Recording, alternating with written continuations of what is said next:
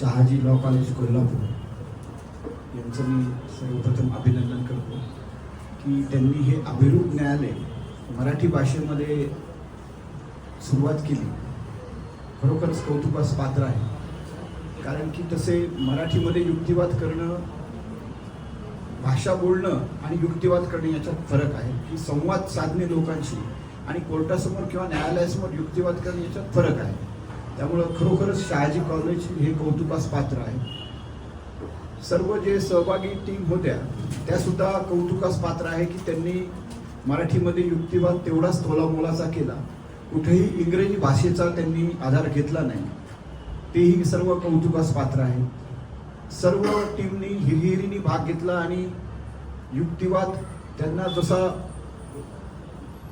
केसचे facts होते त्याच्या अनुसरून त्यांनी युक्तिवाद केला. दुसरी महत्त्वाची गोष्ट म्हणजे की हा न्यायनिवाडा जो आहे तो सर्वोच्च न्यायालयाचा निकाल असल्यामुळे त्याचे अपील हे कुठे करायचे हा सर्वात महत्त्वाचा मुद्दा होता. काही टीमनी त्याच्यामध्ये उच्च न्यायालयासमोरच अपील केल्यासारखं युक्तिवाद केला आणि काही टीमनी सर्वोच्च न्यायालयासमोर युक्तिवाद केला. त्यामुळे अपील कुठे करायचं होतं ह्या मुद्द्यावर काही टीम्सकडनं चूक झाली हे त्या टीम्सना लक्षात आलं असेल. काही टीम्सचं कौतुकास खरोखरच पात्र आहेत की त्यांनी सुप्रीम कोर्टामध्ये 136चा आधार घेऊन अपील केलं. पण ही स्पेशल लीव पिटिशन होती का याचंही सुद्धा आम्ही आमच्या ज्यावेळेस आम्ही युक्तिवाद ऐकतो तेव्हाच क्युरियस केल्या. मोठ्या साहेबांनी बोलल्यानंतर आम्ही ज्युनियर्सने बोलणं योग्य नाही, पण असो, सर आपल्या परवानगीने आणि न्यायाच्या परवानगीने बोलतो. रेदर देन आपल्यासोबत इंटरॅक्शन करू इच्छितो. मार्गदर्शन वगैरे एवढा मोठा मी नाही. सरांनी म्हटल्याप्रमाणे फक्त एवढंच सांगेल की मोठ कोर्टची कन्सेप्ट काय आहे ही आपण समजून घ्यावी. म्हणजे आय स्टील रिकॉल की आम्ही जेव्हा लॉ कॉलेजचे विद्यार्थी होतो, मूट कोर्ट तेव्हा आमच्या कॉलेजला नव्हतं. आमच्या कॉलेजला हार्डली लास्ट इयरला मला वाटतं 8 पोरं होतो आम्ही. फर्स्ट इयरला 180च्या आसपास होतं, देन ते कमी होत आले, 8 पोरं राहिलो. सो मूट कोर्ट असंच नव्हतं, कॉम्पिटिशन्स नव्हत्या. ही तुम्हाला एक चांगली संधी आहे.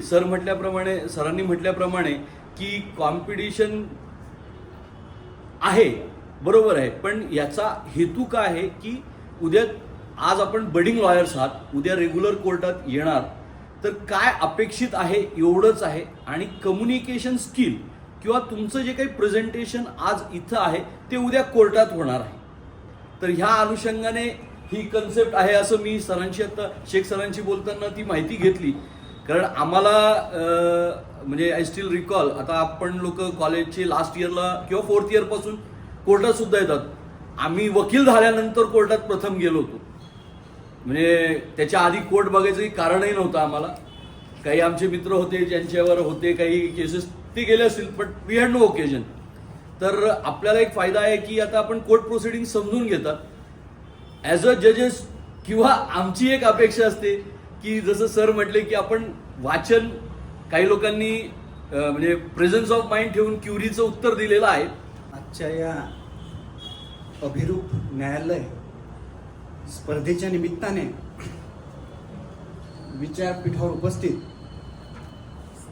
जिल्हा व सत्र न्यायाधीश 2 आदरणीय कश्यप सर, दिवाणी न्यायाधीश वरिष्ठ स्तर आदरणीय बाफना सर, आपल्या महाविद्यालयाचे अधिव्याख्याता आदरणीय शेख सर,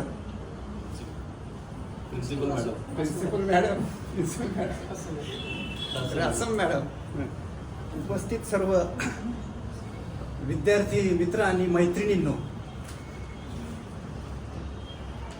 सर्वप्रथम बापना सरांनी जे सांगितलं तो नियम मला पण लागू होतो की आमचे सिनियर्स जेव्हा पहिल्यांदा बोलतात त्यानंतर आम्ही बोलायचं नसतं. परंतु आता पुन्हा मी सरांची परवानगी घेऊन आपल्यासोबत संवाद साधणार आहे. तर सर्वप्रथम मी आपल्याला हे सांगेल, सरांनी पण सांगितलं की युक्तिवाद कशाला म्हणायचं. नुसतं आपण रिटन नोट्स आणल्यात ते आता वाचून दाखवतोय, ह्याला युक्तिवाद म्हणता येईल का.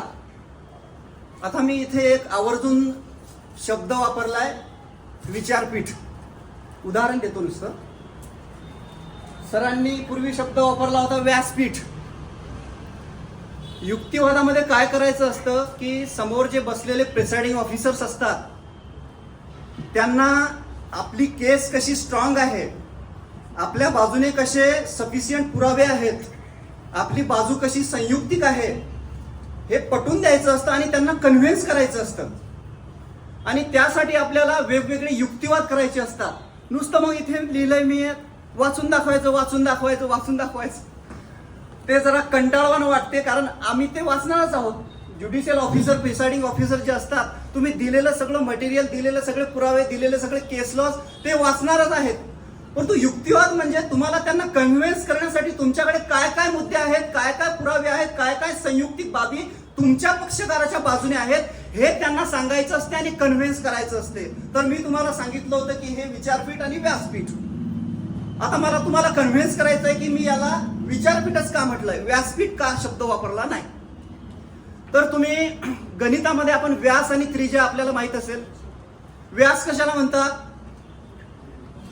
व्यास वर्तुळ असतो असा व्यास, जे वर्तुळाकार ठेवल्याची ठेवण असते, बसायची ठेवण असते, असे गोल बसलेले असतात लोक, त्याला व्यासपीठ असं म्हणतात. सर्वांना एकमेकाचे चेहरे दिसले पाहिजे, सर्वांना एकमेकासोबत इझिली कम्युनिकेशन करता आलं पाहिजे, यासाठी बनवण्यात आलेली ती जी व्यवस्था असते ना त्याला व्यासपीठ असं म्हणतात. ही आहे का तशी? आहे का तशी ही व्यवस्था बसायची? म्हणून मी याला विचारपीठ म्हणतो. पटते का तुम्हाला? आणि तरी जर तुम्हाला जर ह्याला व्यासपीठच हा शब्द वापरायचा असेल तर वापरा, तुमचा राईट आहे तो. अभिव्यक्ती स्वातंत्र्य आहे तुम्हाला. आणि तुम्ही व्यासपीठ शब्द वापरला काय, विचारपीठ शब्द वापरला काय, मला काय इंजुरी होणार आहे, मला काय त्रास होणार आहे किंवा कोणाचं काही नुकसान होणार आहे का? तर अशा ह्या बाबी असतात मित्रांनो. मी जास्त काय तुमच्यासमोर बोलणार नाही, फक्त एकच सांगतो की ह्या स्पर्धेमध्ये कोणी हरलं काय, कोणी जिंकलं काय, कोणाला जास्त मार्क्स पडले काय, कमी मार्क्स पडले काय, अजिबात खचून जाऊ नका. तुम्ही ह्या वकिली क्षेत्रामध्ये पदार्पण केलेलं आहे, स्फूर्तीने या वकिली क्षेत्रामध्ये अभ्यास करा आणि अभ्यासानेच तुमचा कॉन्फिडन्स वाढणार आहे. एवढं बोलून मी या ठिकाणी थांबतो. धन्यवाद. प्राइस कॅटेगरी जजेस स्पेशल अप्रिशिएशन इंडिव्हिज्युअल प्राइस आहे 500 rupees plus trophy plus certificate. आणि विनरचं नाव आहे तेजस राजकुमार काकडे.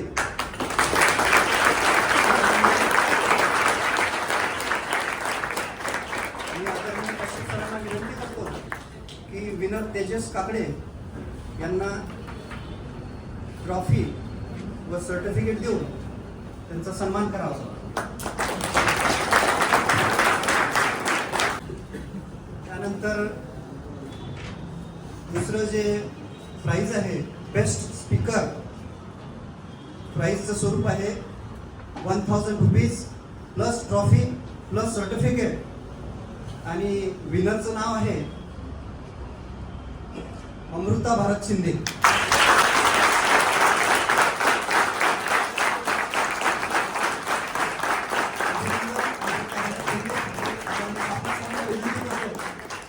त्यांनी अमृता शिंदे यांना ट्रॉफी व सर्टिफिकेट देऊन त्यांचा सन्मान करावा. हे फॉर प्रेझन्स ऑफ माइंड आहे. त्यानंतर रनरअप प्राइज आहे आणि प्राइजचं स्वरूप असं आहे की 2000 rupees plus trophy plus certificate. आणि रनरअप टीमचं नाव आहे न्यू लॉ कॉलेज सांगली.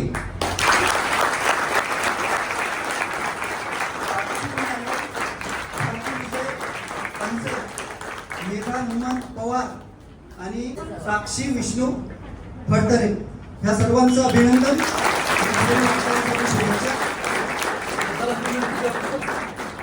आपणच द्यावं.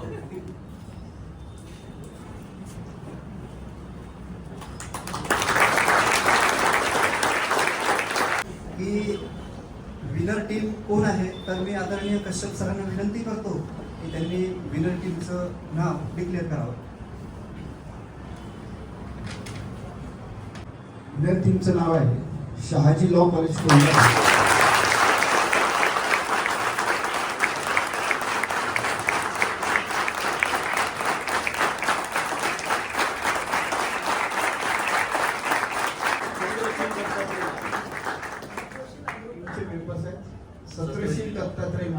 अमृता भारत शिंदे आणि कशिश शेरखान जमादार.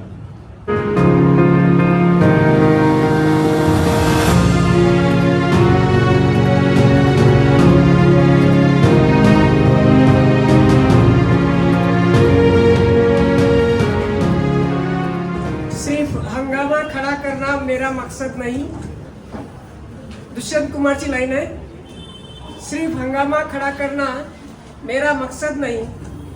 मेरे सीने में ना सही तेरे सीने में सही, वो कहीं भी आग, ये आग जलनी चाहिए. शहाजी लॉ कॉलेज 1933 पासून हा वारसा चालत आणत आहे. 2000 पासनं या वारसाला एका वेगळ्या स्वरूपामध्ये आपण नेतोय. मागच्या वर्षी 2024ला भारतामध्ये आणि महाराष्ट्रामध्ये नावलौकिक असा CGPA म्हणून नॅकच्या मूल्यांकनामध्ये सर आपलं नामांकन झालेलं आहे.